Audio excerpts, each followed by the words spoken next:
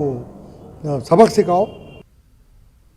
मुंबई इस्लाम जमखाना में महाराष्ट्र कांग्रेस की जानिब से अफ्तार पार्टी का एहतिमाम किया गया। इस अफ्तार पार्टी में तमाम मजहब के अफराद और नुमाइंदों ने शिरकत की। नाना पटोले ने कहा है कि ये मुल्क तमाम मजहब को साथ लेकर चलने में यकीन रखता है। मुल्क गंगा जमनी तहजीब की अजीम मिसाल है। इस मुल्क को मजहब के नाम पर नहीं बांटा जा सकता। देखो, सभी धर्म हमें जो भाईचारा का संदेश देते हैं, वैसे ही रमजान ये भाईचारे का संदेश देता है।